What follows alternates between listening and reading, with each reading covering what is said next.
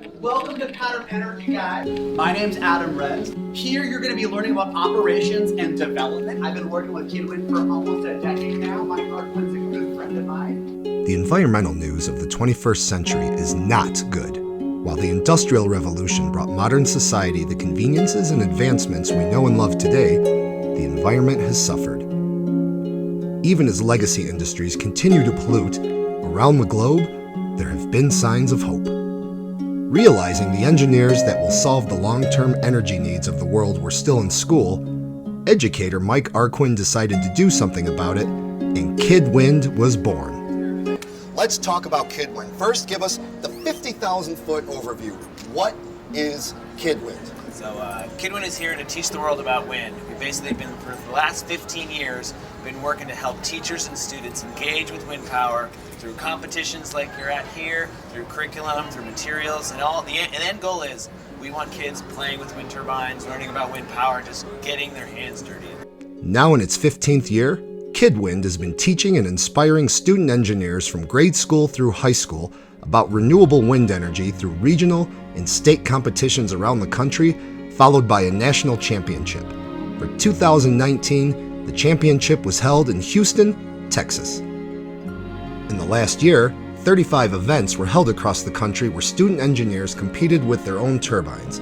Out of all these teams, the top 2 from each competition were invited to the championship at Kidwind 2019.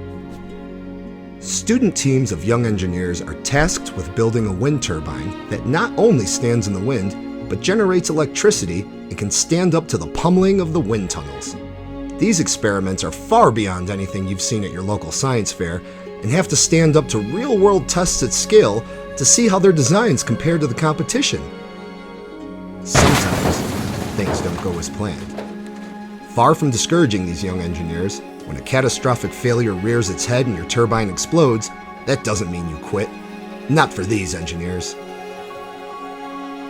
We didn't tighten them enough, so bam. We have two more tries. We tightened and then we're probably perfectly fine. Yeah, good. So that's not even like 3 seconds. Ready?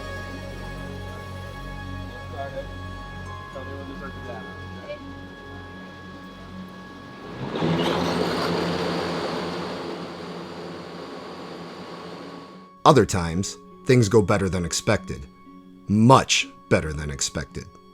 Really cool. So what happened was the girls actually broke the BETS limit. So the BETS limit is the theoretical maximum percentage that you can get in terms of efficiency for a wind turbine in open flow.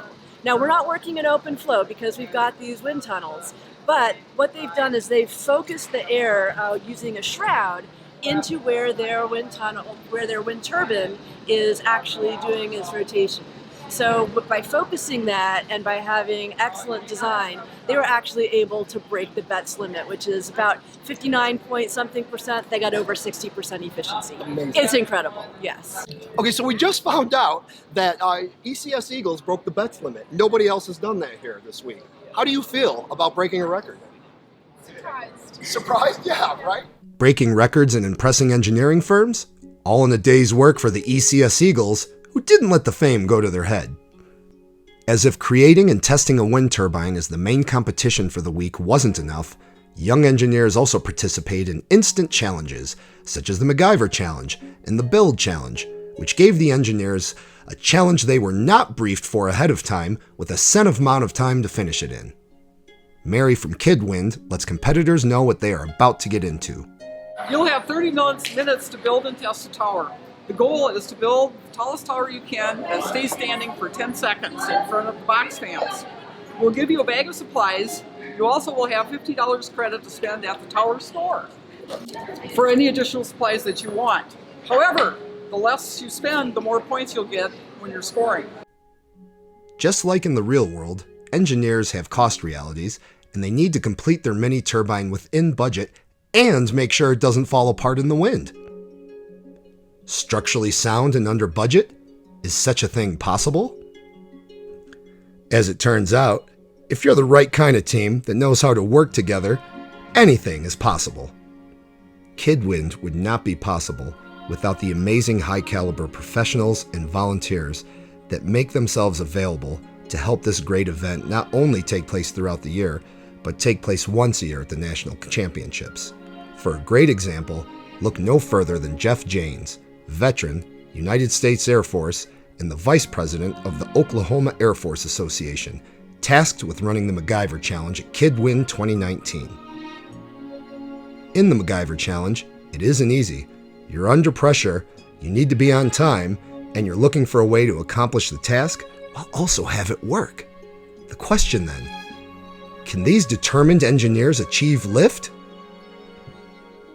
While teams were fighting their way through the challenges of the wind tunnel, the unexpected competitions of the MacGyver and build challenges, there was one more hurdle that the older engineers in Kidwind had to face: the ocean. We all know how the wind works. We all know how the ocean works.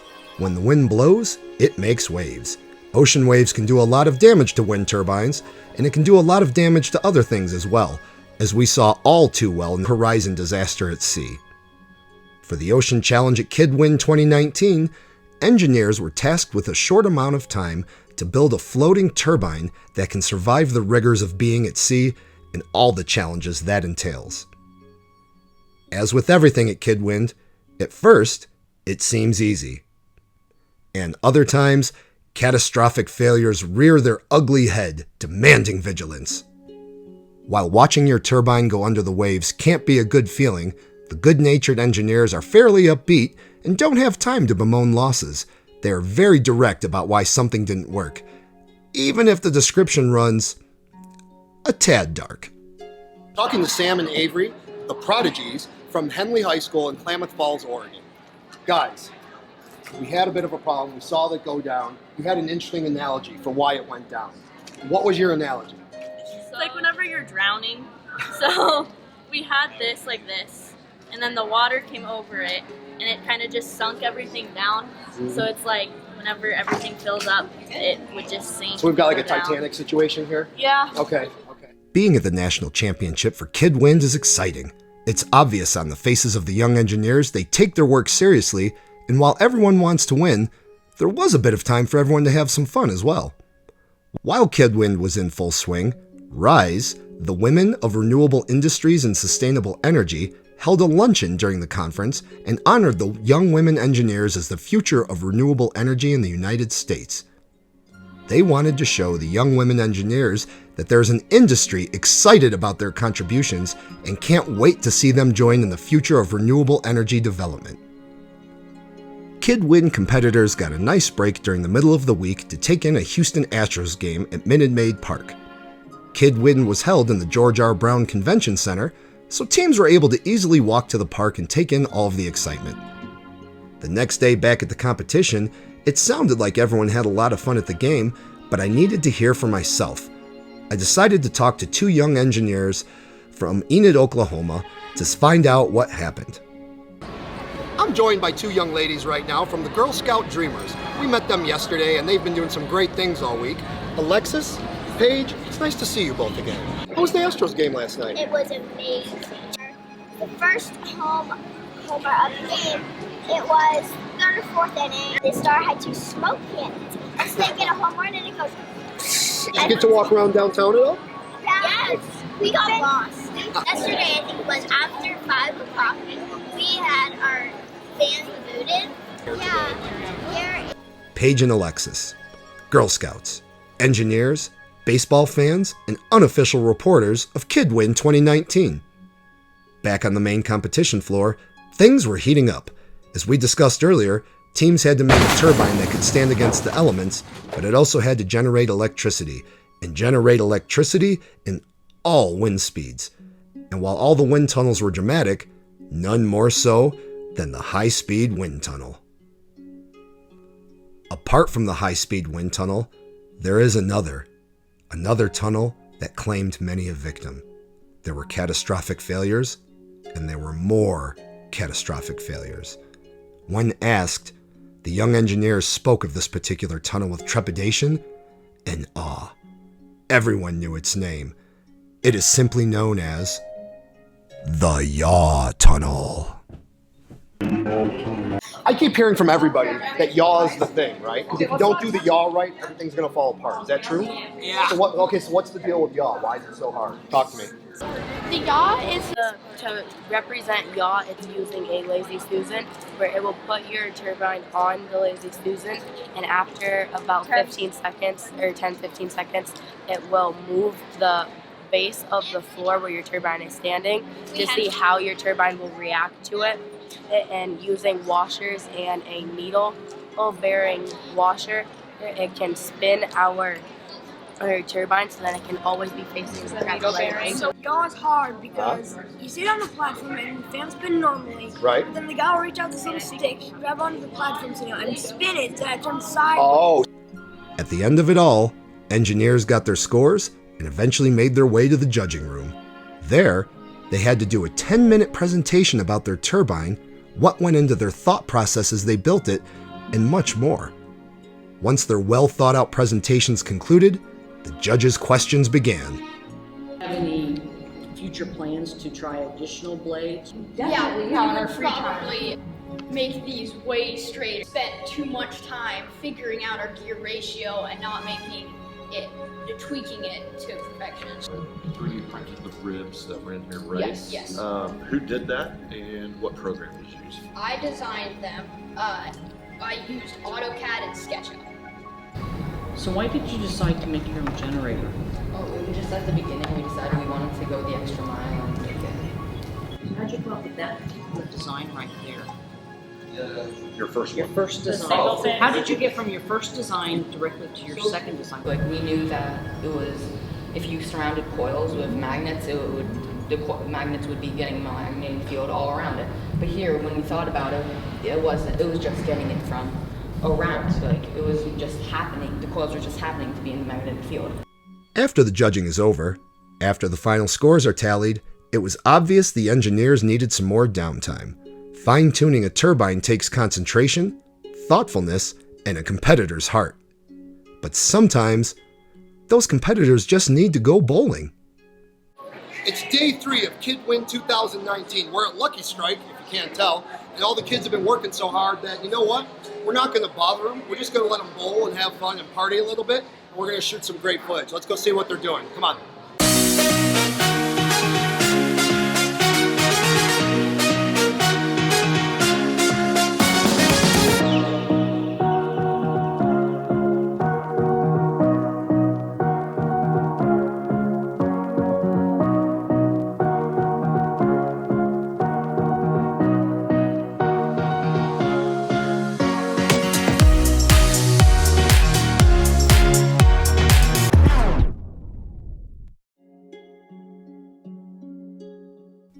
Finally, after days of sweat and determination, it was time. Time to find out, after a year of work, who was going to take home the awards. Timmy the Turbine! Kinetic Energy, coming up for some naps. Wind Raiders 2.0. Coming up. Oh, we have 2 teams. So first of all, the ECS Eagles. Their Innovation Award for middle school goes to AAA. And for our High School Innovation Award, first up is the Aeolus Project. Aeolus Project. And Industrial Revolution. So for our rookie winners, the first one is Electric 4. So the second team that I'd like to announce with great honor is Kids Who Harness the Wind.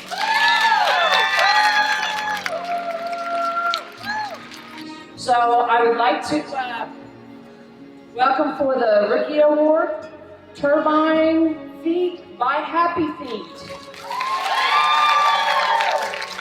We have one high school team, and that is Benny. Come on up here, Benny! So the Spirit of Kidwind Award for the high school, Low Tech Rednecks. And the second Spirit of Kidwind Award, high school, Team Hydroplane. The Spirit of Kidwind for middle school, we have the Blade Runners. And then our last Spirit of Kidwind is Alice Deal. So for the high school judges awards, we have AC4H. So the other judges award for high school division is Kidwind 5. The Judges Awards for middle school, the first team we'd like to present it to is the Girl Scout Dreamers. And the second Judges Award for middle school goes to LP Coyotes. The first Wind Tracker Award in the middle school division goes to SC Winders. The second Wind Tracker Award for the middle school division goes to Zephyr. The first team for the Wind Tracker Award for the high school is Red Tails. And the second high school team for Wind Tracker is Oxford Air Sharks. To have like a power award, like you generated the most power in the tunnel. This could be SC Winders? Yeah, Winders. Winders? Did I get it right? Looking for Greasy Bees. And we need to sing Gone with the Wind. Folks, for high school, we have Full Throttle. And we have an actual tie. We have Silver Bullet. And the other tie winner is Air Sharks. Top 5 champions in no particular order for middle school. Zephyr.